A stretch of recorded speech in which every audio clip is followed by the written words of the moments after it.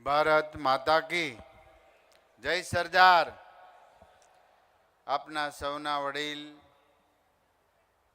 મૂલ્યનિષ્ઠતા સાથે ગુજરાત રાજ્યનું મુખ્યમંત્રી તરીકે દાયિત્વ અને કર્તવ્ય નિભાવી રહેલા એવા આદરણીય મુખ્યમંત્રી ભૂપેન્દ્રભાઈ પટેલ સાહેબ, સમાજને અને અન્ય સમાજ સાથે હળીમળી રહીને એક નવી દિશા આપી સરદાર ધામ જેવા નિર્માણ કરીને પ્રમુખ સેવક બન્યા છે એવા ગગજીભાઈ અને મંચસ્થ તમામ મહાનુભાવો. આ સંસ્થાની અંદર હું મંત્રી ન હતો પહેલાં, ત્યારે પણ હું આવેલો છું અને અત્યારે પણ આવ્યો છું. ત્યારે દાતાઓએ મન ભરીને સમાજના દીકરા દીકરીઓ માટે પોતાનું વિત્ત પ્રભુ કાર્ય અને સમાજ અર્થે શિક્ષણ અર્થે વાપર્યું છે. તમામ દાતાને હું નતમસ્તકે વંદન કરું છું, પ્રણામ કરું છું.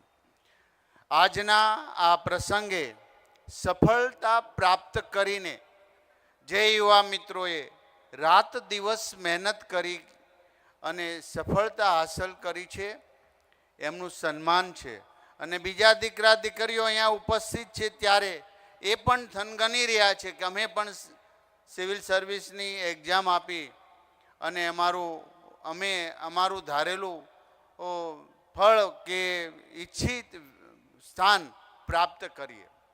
પરંતુ આ સમયે જે મા બાપે પેટે પાટો બાંધીને આપને ભણાવી રહ્યા છે ત્યારે એ દીકરા દીકરીઓ પાસે ડિગ્રી અપેક્ષા તો છે જ, સાથે સાથે સંસ્કારિતતા.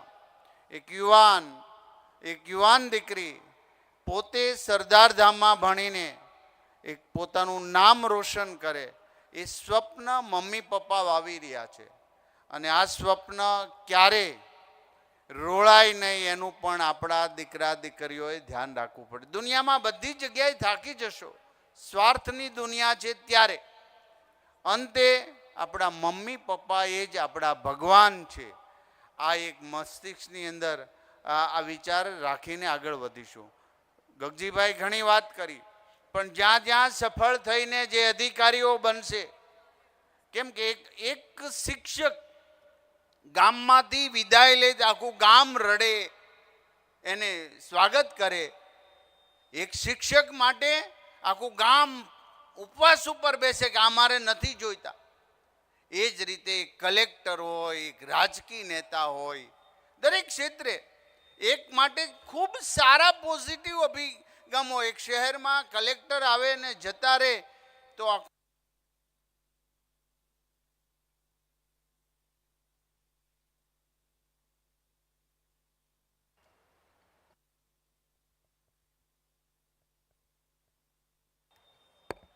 એમની બદલી થઈ દુઃખ વ્યક્ત કરે. એક અધિકારી શહેરમાંથી જાય એની રાહ જોતા હોય.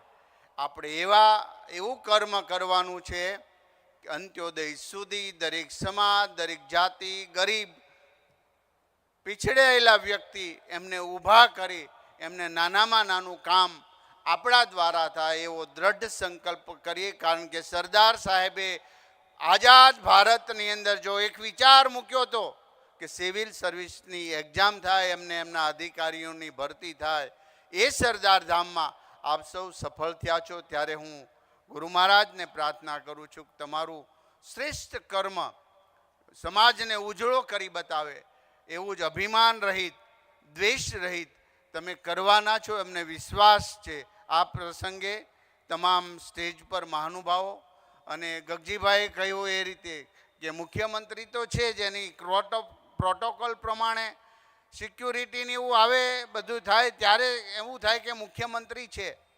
પરંતુ એટલા સરળ, અમે તો રાત દિવસ એમની જોડે કામ કરીએ છીએ. એમને જેમને હિંમત આપી છે, ક્યાંક થાકી જાય અથવા તો નર્વસ થઈ ત્યારે એમને હસતા હસતા કહ્યું છે કે આ નિર્ણય આમ જ લો, સમાજના હિત માટે છે, ગુજરાતના હિત માટે છે. એવા પ્રેરક, પ્રોત્સાહિત આપને મુખ્યમંત્રી મળ્યા છે, એમને જોરદાર તાલીઓથી વધાવી. આપ સૌ યુવા મિત્રો સફળ થયા છો, આપને પણ દિલની ખૂબ ખૂબ શુભકામના પાઠવું છું. દરેક લાડકા દીકરા દીકરીઓ અહીંયા ઉપસ્થિત છે, તમે પણ સફળ થશો એવી ગુરુ મહારાજને પ્રાર્થના કરું છું. અસ્તુ. ભારત માતા કી જય. વંદે માતરમ. આભાર